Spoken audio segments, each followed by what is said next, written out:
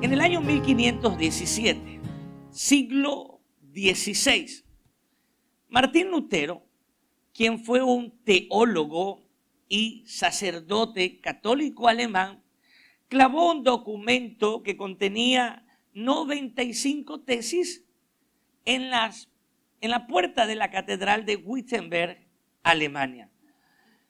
¿Por qué clavó allí este documento?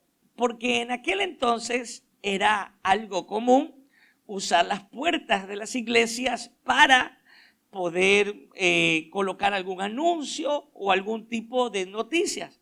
No hacía mucho que la imprenta se había inventado, allá en el siglo XV, año 1440. El objetivo de Lutero, al clavar este documento en las puertas de la catedral, jamás fue dividir o fragmentar la Iglesia Católica. No. Su objetivo más bien fue que los sacerdotes, teólogos, autoridades de la época entendiesen que la Iglesia había errado, había equivocado su camino, porque habían puesto las tradiciones de hombres, la tradición de la iglesia por encima de la palabra de Dios. Y esto es algo en lo cual no estaba de acuerdo Lutero.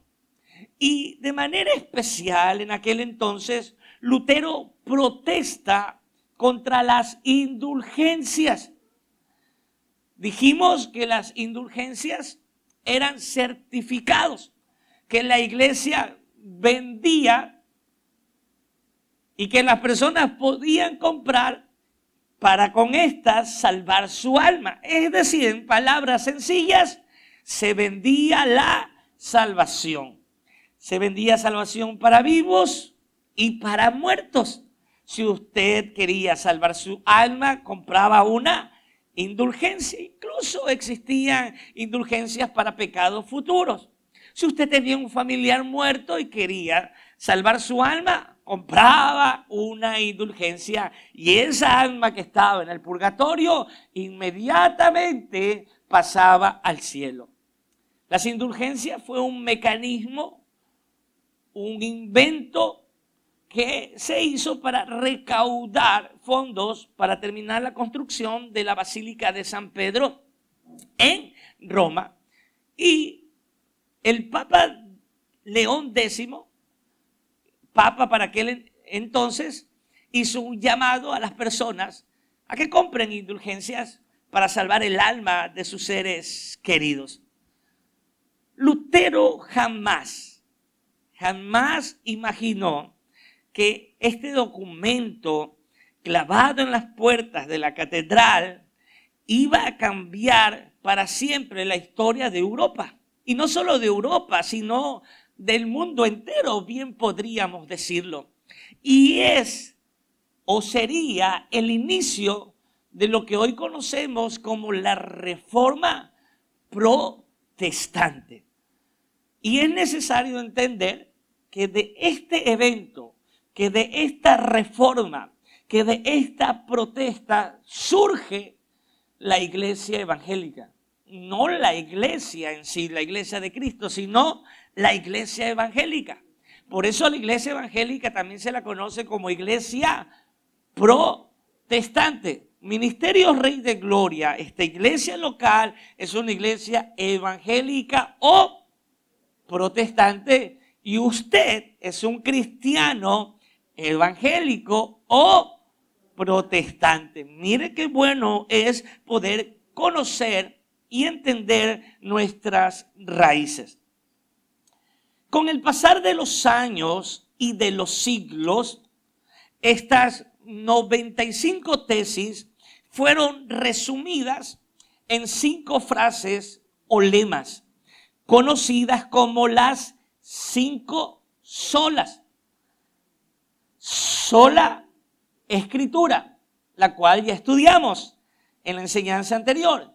Sola Escritura, sola fe, sola gracia, solo Cristo y solo a Dios sea la gloria. Estas 5 solas se oponían, rechazaban la enseñanza distorsionada de las Escrituras por parte de la Iglesia Católica. Y como consecuencia, estas 5 solas se convirtieron en un pilar fundamental para la predicación de los reformadores. Tengo que hacer nuevamente un alto, una aclaración. No tengo como objetivo en esta enseñanza o serie de enseñanzas, no tengo como objetivo atacar a la Iglesia Católica. No, porque como pastor de una iglesia evangélica o protestante, no podría yo ver la paja que está en el ojo ajeno sin antes ver y analizar la gran viga que está en mi ojo. No sé si me estoy explicando. Y digo esto porque es irónico, es muy irónico, pero verdadero. Nosotros que como iglesia protestante o evangélica nacimos, surgimos, emergimos de una reforma, hemos caído en lo mismo, hemos caído en las mismas prácticas contra las cuales protestábamos un día. Hemos caído en tradiciones de hombres. Estamos en la iglesia evangélica, se está vendiendo la salvación a cambio de dinero. Y no pretendo señalar a la iglesia católica, más bien ver nuestra viga, nuestra gran viga, nuestra problemática. Tampoco pretendo analizar profundamente el contexto histórico de la Reforma, sino que entendamos como iglesia la necesidad que tenemos de volver a las Escrituras. Lutero clavó este documento y estas tesis para que la iglesia vuelva a las Escrituras. Y hoy pretendo en esta serie de enseñanzas que entendamos la necesidad que tenemos de volver a las Escrituras. Amén, iglesia. La semana anterior nos estacionamos en la primera sola Escritura. Sola Escritura nos dice que la autoridad máxima para la iglesia de Cristo es la palabra de Dios. Que ninguna tradición de hombre, ninguna experiencia humana, mística, personal, ningún sueño, ninguna profecía de hombre puede estar por encima de la palabra de Dios. Esto dice sola Escritura. Hoy nos estacionamos, nos anclamos en la segunda sola. Y esta es sola fe. Sola es una palabra en latín que significa solamente, únicamente. Y sola fe nos enseña que la salvación y el perdón de los pecados es solamente y únicamente por fe, no por obras, sino por fe. Esto es lo que nos enseña sola fe. Es curioso saber que Lutero, que fue aquel quien defendió este principio con su propia vida, no siempre abrazó esta verdad. Porque en un momento de su vida, él creyó que el perdón de los pecados y la salvación se la ganaba por medio de las obras. Y siendo así, él mortificaba su carne. Se dice que él dormía desnudo en el frío invierno para castigar, para mortificar su carne, porque él creía que de esa manera podía agradar a Dios. Es como hoy en día se ha visto las procesiones Y la gente cree que agrada a Dios mortificando su carne, caminando largas distancias, en rodillas, en tapillas, flagelándose el cuerpo, entre otras cosas. Lutero, como creía que eran necesarias las obras, practicaba largos y extensos ayunos, se abstenía de alimento por mucho tiempo, muchas vigilias, tratando de agradar a Dios. Se dice que él se confesaba de 2 a 3 horas por día. Y que cuando salía del confesionario, se acordaba de un pecado que había olvidado confesar y luego retornaba otra vez para pedir perdón por ese pecado. Porque él creía que esta era la manera como él podía obtener perdón y salvación. Esto me recuerda a cuando yo me confesaba con el sacerdote. Recuerdo que yo escribía en un papelito los pecados menos vergonzosos, ¿no? Los que se podían contar. Hasta que conocí sola Escritura. Y entendí que con la muerte de Cristo, el velo que separaba el lugar santo con el lugar santísimo se rasgó. Y desde entonces, la entrada, el ingreso al lugar santísimo donde estaba el arca del pacto que representaba la presencia misma del Señor, ya no es exclusividad de los sacerdotes. Por la muerte de Cristo y por sus méritos, todos aquellos que por medio de la fe, que por sola fe han creído en Cristo, podemos llegar a la misma presencia del Padre. No necesitamos un hombre a quien contarle nuestros pecados. Tenemos a un Dios vivo y tenemos a un abogado que es Cristo Jesús. Y aunque nuestros pecados sean rojos, como el rojo más intenso, volverán. Si hay arrepentimiento genuino, estos vienen a ser como blanca lana. Lutero tenía una gran lucha porque él sentía que por más que se esforzaba, no tenía paz en su corazón, en su alma, en su espíritu. Él tenía esta lucha que lo volvía loco. Porque él hacía todo lo que estaba a su alcance, mortificaba su cuerpo, cumplía los sacramentos, cumplía las obras de la ley, pero no tenía paz, no tenía seguridad de salvación, no tenía seguridad del perdón de sus pecados, hasta que un día enseñando el libro de Romanos, hay una luz que alumbra su oscuridad. Y cambia la mente de este sacerdote. ¿Cuál es esta luz que alumbró a Lutero? Vamos a verla. Usted la tiene en su Biblia, sola Escritura. Romanos 1:17. Porque en el Evangelio la justicia de Dios se revela por fe y para fe. Como está escrito, mas el justo por la fe vivirá. Mas el justo, aquí está la verdad ahora revelada a Lutero. Mas el justo por la fe vivirá. No por las obras, no por los sacramentos, no por la mortificación de su carne. El justo vivirá por fe. Y esto es algo que impacta la vida de este hombre. Y ahora su concepción cambia en cuanto a lo que él buscaba, agradar a Dios. Y Lutero dice, literalmente lo voy a leer: finalmente, meditando día y noche por la misericordia de Dios, yo comencé a entender que la justicia de Dios es aquella a través de la cual el justo vive como un regalo de Dios, por fe.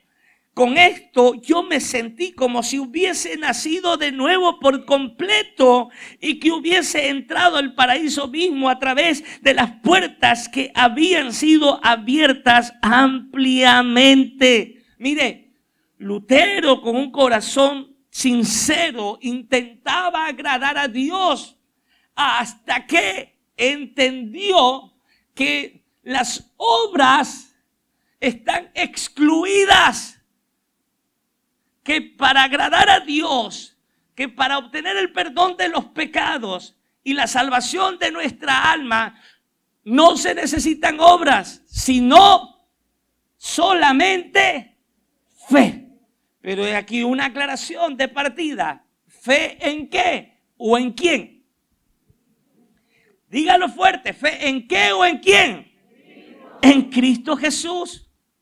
El apóstol Pablo lo explica, lo expone de la siguiente manera. Romanos capítulo 3, del 23 al 28 leeremos hoy día. Aquí está la exposición de Pablo en cuanto al principio de sola fe. Verso 23. Por cuanto todos pecaron y están destituidos de la gloria de Dios, siendo justificados gratuitamente por su gracia mediante la redención que es en Cristo Jesús, a quien Dios puso como propiciación por medio de la fe en su sangre para manifestar su justicia, a causa de haber pasado por alto en su paciencia los pecados pasados, con la mira de manifestar en este tiempo su justicia, a fin de que Él sea el justo y el que justifica al que es de la fe de Jesús. ¿Dónde pues está la jactancia? Queda excluida. ¿Por cuál ley? ¿Por la de las obras? No, sino por la ley de la fe. Y el verso 28, subráyelo por favor. Concluimos, dice el apóstol, concluimos pues que el hombre es justificado por fe sin las obras de la ley. ¿Cuál es la conclusión a la cual llega el apóstol Pablo? Que la salvación del hombre no es por obras, sino solo por fe. Y esta es la conclusión a la cual siglos después llegaron los reformadores y la cual estamos estudiando hoy día, sola fe. Ahora, analicemos esta conclusión en dos aspectos. Y el primero es, ¿qué significa ser justificado? Porque el verso 28, Romanos 3, ¿qué nos dice? Concluimos que el hombre es justificado por fe. En palabras sencillas, justificar, ser justificado significa ser perdonado. ¿Qué significa ser justificado? Ser perdonado. En la Biblia, la palabra justificación es usada en un contexto judicial. Cuando un hombre es llevado, cuando una persona es llevada ante un tribunal para ser juzgada, allí será o condenada o justificada. Será declarada o culpable o inocente.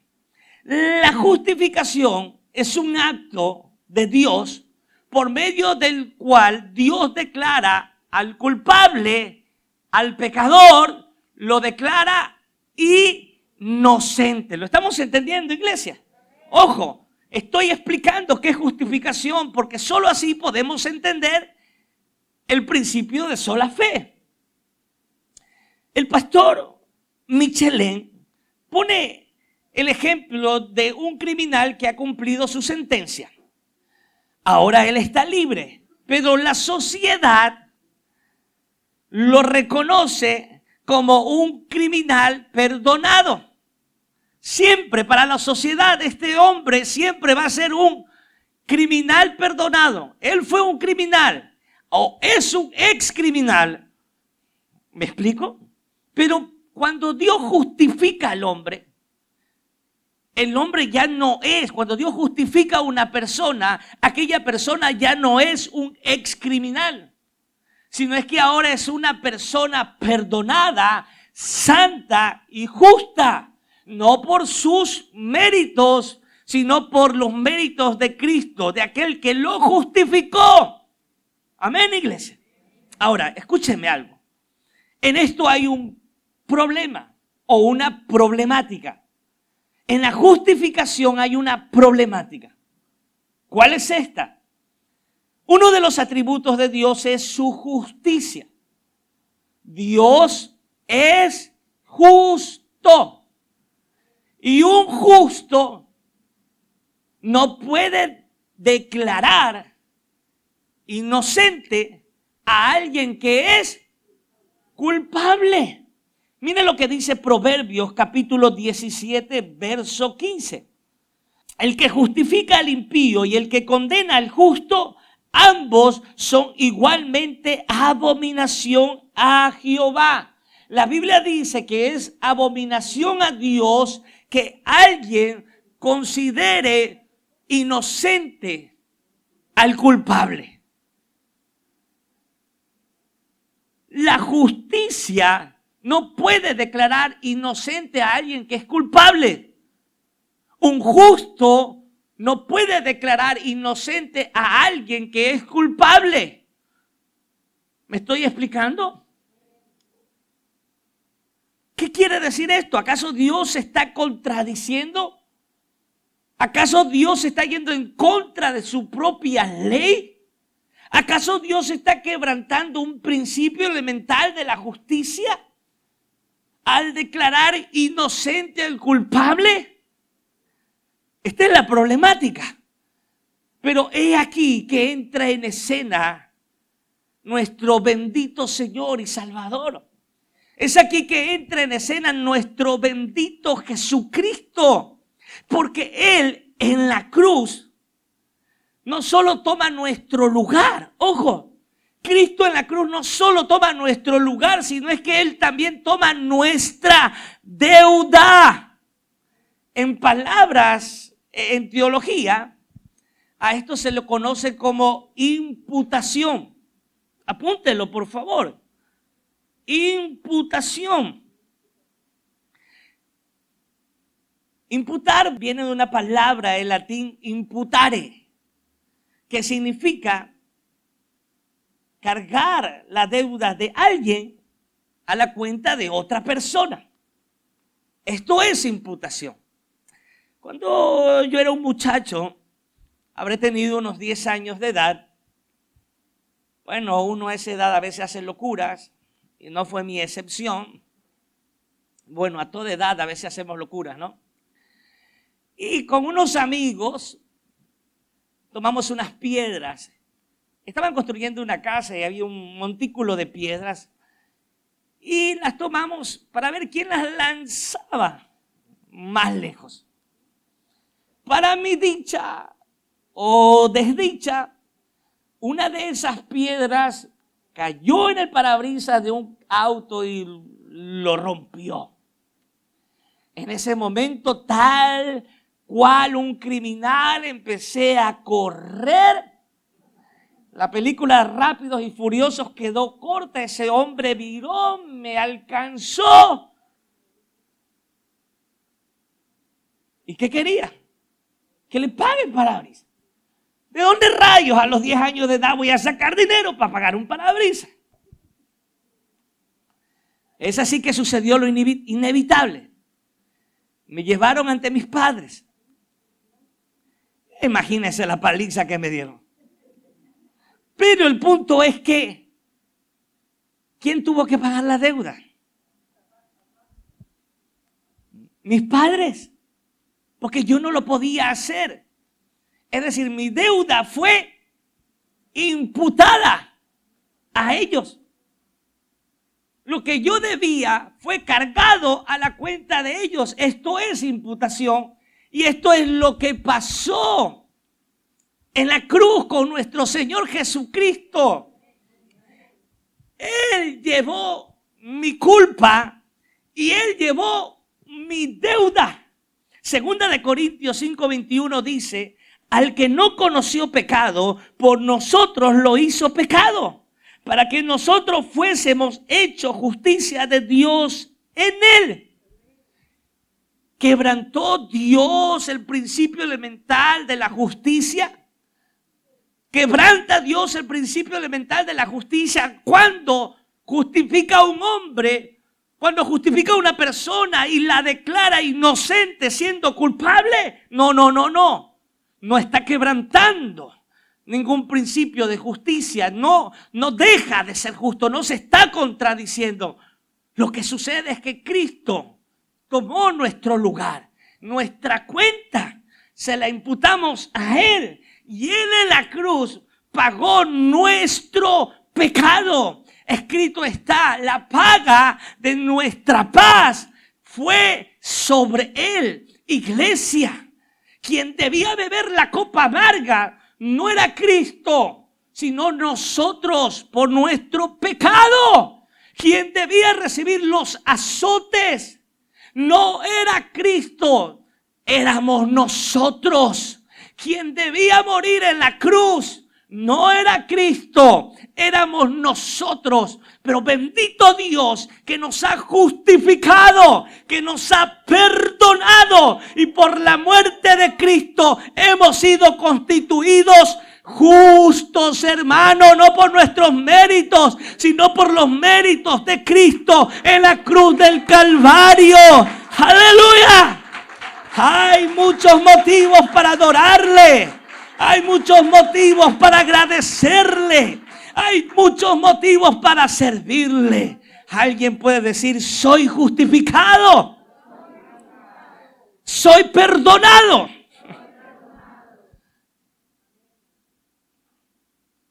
Pablo concluyó en el verso 28. Seguimos allí.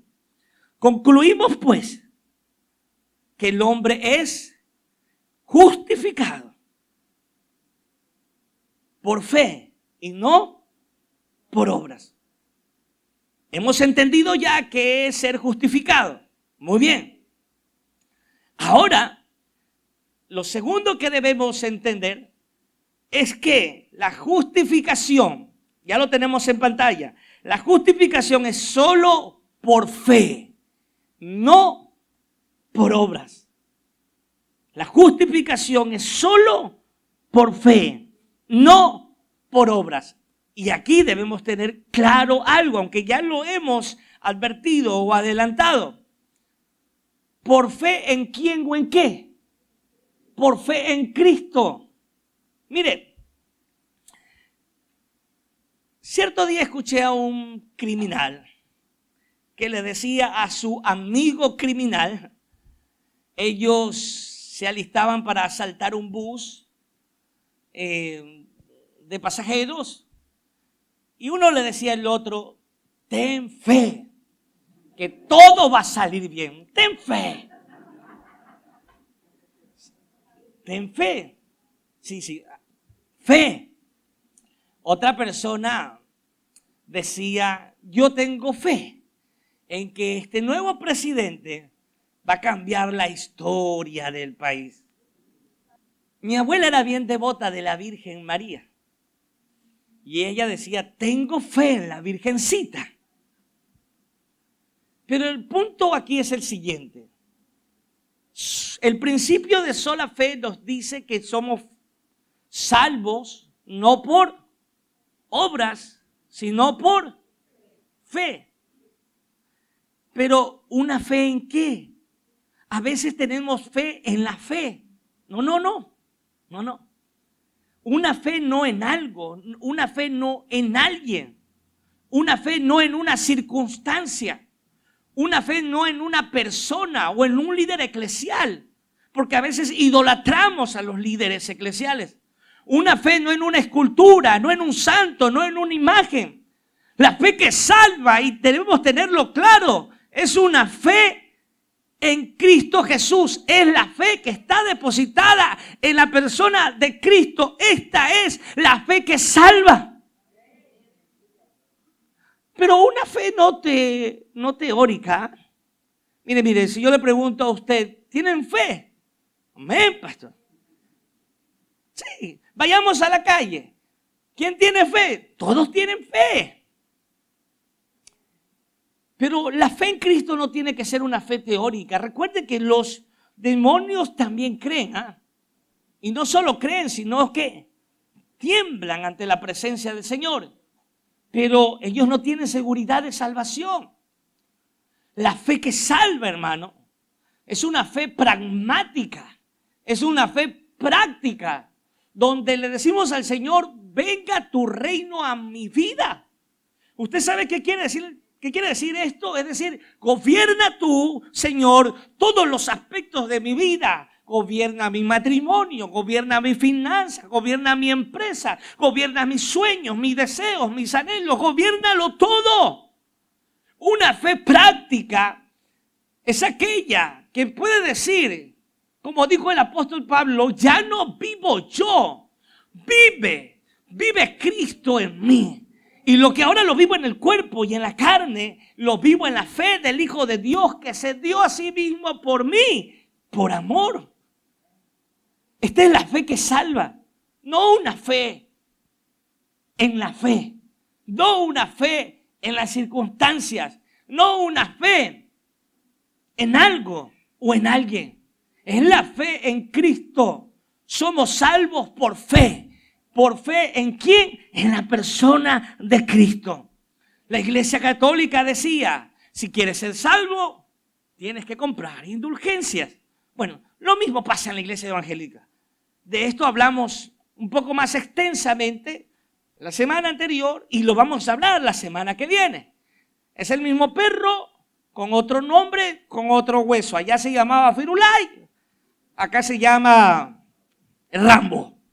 Es lo mismito. ¿Quieres ser salvo? Da dinero. Es lo mismo que pasa, hermano. No hay diferencia. Por eso le dije que no pretendo acusar y señalar a la Iglesia Católica, sino ver nuestra gran viga, hermano, nuestra tremenda viga. La Iglesia Católica decía, para ser salvo no solo basta la fe, hay que comprar indulgencias, se necesitan los sacramentos, se necesitan las buenas obras. Pero los reformadores, Lutero, Calvino, decían, no. Solo se necesita fe, sola fe y nada más. No hay que añadirle nada. ¿Por qué? La Escritura no es subjetiva. La Escritura es totalmente objetiva. Y si la Biblia lo dice, lo es. Aunque el mundo entero se pare de cabeza, hermano. La Biblia dice que somos salvos solo por fe. Y a esto no hay que añadirle nada. Ni una pizca de azúcar o de sal. Nada. Somos salvos por fe. Un gran ejemplo de esto lo constituye el malhechor junto a la cruz de Cristo. Se lo conoce como el malhechor arrepentido. Este hombre tuvo una convicción y una certeza de salvación. ¿Por qué? Porque Jesús se lo dijo. ¿Qué le dijo Jesús? Te aseguro que hoy mismo estarás conmigo en el paraíso. Y ahora podemos decir algo en contra de aquello. Es una seguridad tremenda. Jesucristo le dijo, tienes seguridad de salvación. Te mueres ahorita y estarás conmigo en el paraíso. ¡Wow! Ahora, escuche. ¿Qué méritos hizo este hombre? Dígame las buenas obras. Era un criminal. Y estaba pagando su delito. La justicia estaba sobre él. Y como culpable tenía que pagar el precio. Esto es la justicia, como ya lo entendimos. No había hecho ni un mérito, ninguna buena obra. Más bien, había hecho desmérito. Él merecía estar allí. Le pregunto algo más. ¿Él fue bautizado? ¿Participó de la cena del Señor? ¿Fue a una iglesia? ¿Pasó al frente a hacer una declaración de fe? ¿Ayunó? ¿Vigiló? ¿Se le impusieron manos? ¿Se le ungió con aceite? Él no participó de ninguno de los sacramentos, él no participó de ninguno de los muchos rituales que existen en la iglesia, pero aún así él tuvo seguridad de salvación. El Señor lo justificó por buenas obras. ¿Solo por qué? Solo por fe. sola fe. Sola fe. Amado, si usted hoy cree en Cristo y le entrega su vida, aunque no tenga la oportunidad de bautizarse ni de participar de la cena del Señor, usted tiene seguridad de salvación. Porque aunque el bautismo y la cena del Señor es un mandato de Dios, es un sacramento son sacramentos para la iglesia evangélica o protestante, ninguno de estos es mayor que el requisito para ser salvo. Sola fe. Solo creer en Cristo. Si usted le ha entregado su vida al Señor, si usted ha creído en Él, aunque no tenga la oportunidad de pasar al frente del altar, hacer una oración de fe, usted tiene seguridad de salvación. Y es que hoy día se enseña, se cree y se enseña que la única manera de ser salvo es que el ministro, el pastor haga un llamado de salvación. Todos los que quieren aceptar a Cristo pasen al altar. Y a mí muchas veces me preguntan, pastor, ¿por qué tú no llamas a las personas? Hermano, por esto muchas personas viven engañadas. Y si se le pregunta, ¿tú eres salvo? Muchos van a decir sí. Y le preguntas, ¿por qué? Y van a responder, porque yo hice una oración de fe. Pero estás viviendo, esta persona está viviendo una vida impía.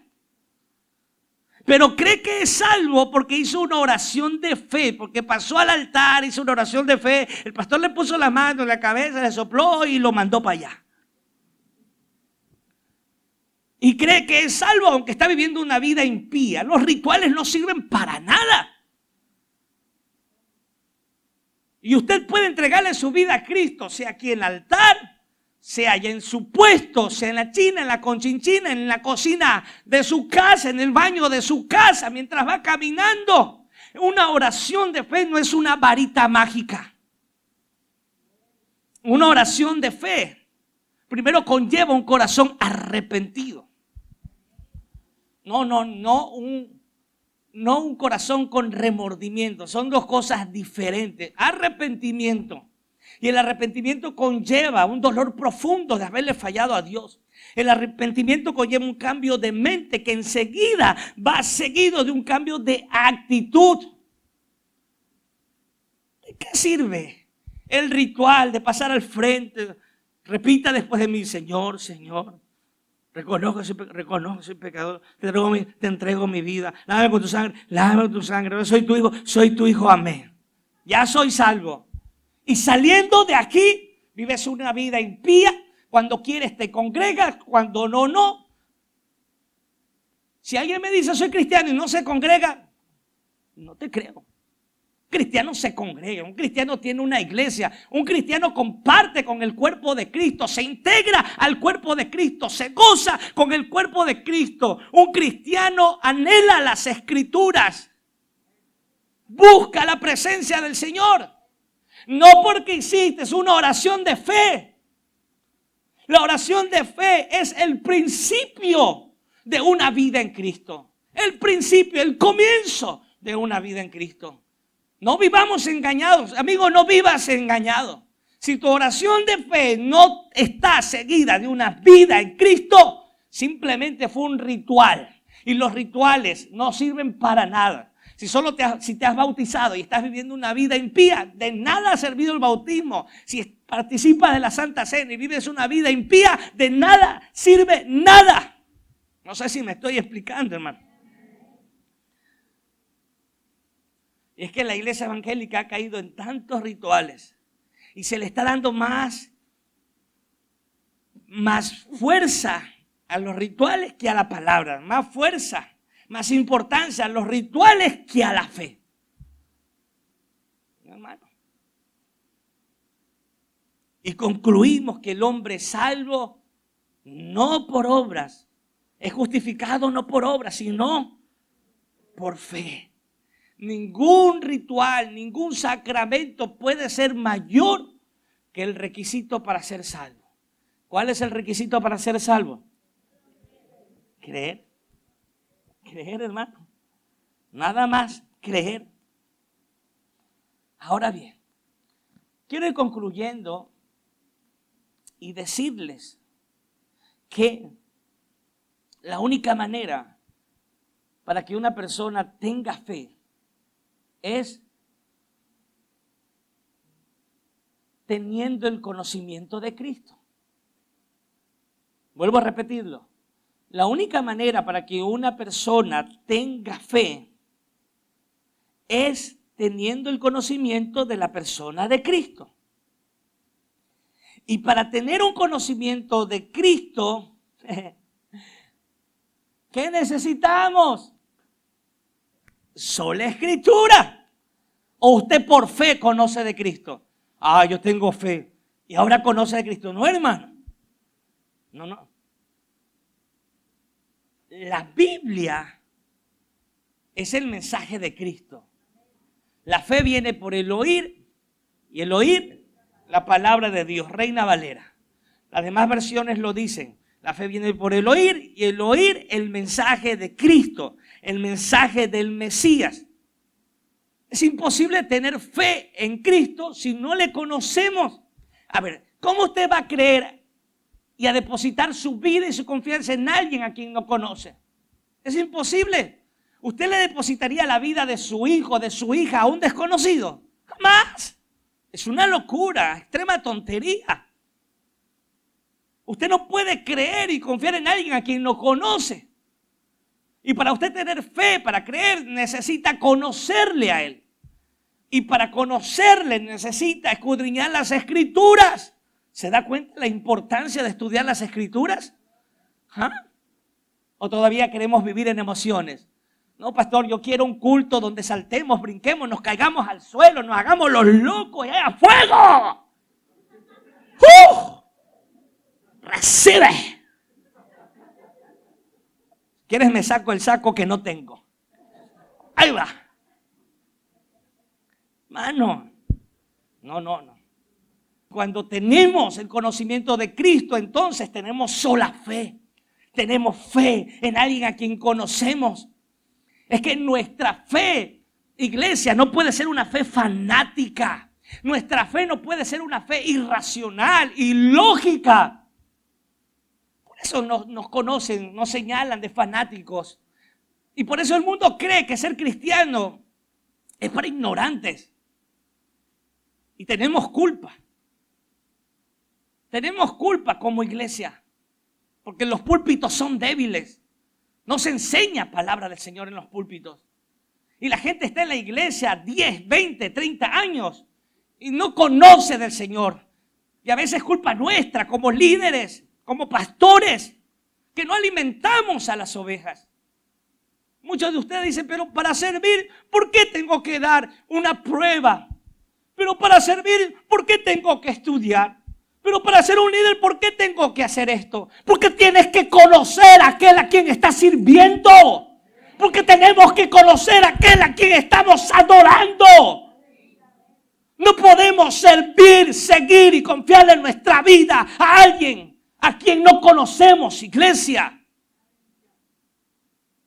No sé si lo estamos entendiendo. Escrito está en Romanos 10:13. Porque todo aquel que invocare el nombre del Señor será salvo. ¿Cómo pues? ¿Cómo pues? Es la pregunta, verso 14. ¿Cómo pues invocarán a aquel en el cual no han creído? ¿Cómo vamos a invocar a un Dios en quien no hemos creído? Y sigue diciendo, ¿y cómo creerán en aquel de quien no han oído? Si no hemos oído de Cristo, ¿cómo vamos a tener fe? Hoy usted escuchando palabra del Señor, hoy usted anotando palabra del Señor, usted se está alimentando de fe y está teniendo un conocimiento de Cristo por medio de las Escrituras. Usted no tiene no tiene una fe fanática, irracional e ilógica. Usted tiene una fe que está fundamentada en las Escrituras y en la palabra. Usted no es un fanático. Usted es un cristiano que ha creído en Cristo. No de una manera ilógica e irracional, sino de una manera muy racional y lógica, por el testimonio de las santas y sagradas escrituras, hermano. Aleluya. Quisiera concluir haciendo una pregunta. ¿Has creído en Jesucristo? No te estoy diciendo, no te estoy preguntando si tienes un conocimiento intelectual de Cristo. No. ¿Le has confiado tu vida a Cristo? Si tu respuesta es sí, le doy gracias a Dios por tu vida, hermano. Y quiero animarte a que sigas corriendo. La vida cristiana no es sencilla. De esto da testimonio la Biblia y la historia de la iglesia. ¿Cuántos han muerto por su causa? Por la causa de Cristo. ¿Cuántos murieron en la boca de fieras salvajes, pero jamás negaron a Cristo? Sigue adelante. Bendito el Señor que no tienes que atravesar persecución y tu vida no corre riesgo por ser cristiano. Pero aún así, nos hemos acostumbrado a un cristianismo tan sencillo, tan fácil. Sigue adelante, hermano. Si le has entregado tu vida a Cristo, sigue adelante, persevera, sigue corriendo. Sigue firme, hermano. Y si te caes, levántate. Si te caes, aférrate a Cristo, levántate. Si te has ido de casa, vuelve a la casa del Padre. Por favor, no seas tonto. No estés comiendo alimento de cerdos cuando tienes un banquete. No seas tonto, hermano. Vuelve a casa si te has ido. Y si tu respuesta es no, aún soy un oyente. Bueno, hoy las puertas de la gracia están abiertas. Porque Cristo no viene por oyentes. Cristo viene por su iglesia. Y el oyente no disfruta de los beneficios de Cristo, sino el que ha creído y el que vive por fe. Y hoy las puertas de la gracia están abiertas, amigo. Hoy el Señor te dice, estoy a tu puerta y llamo. Si abres, yo entraré y cenaré contigo. Bendito Cristo que hoy te ofrece salvación, justificación. Bendito Cristo que hoy día está dispuesto a poner tu deuda a su cuenta. Bendito Cristo. No te vayas de este lugar sin hacer la decisión más grande de tu vida. Y es la decisión por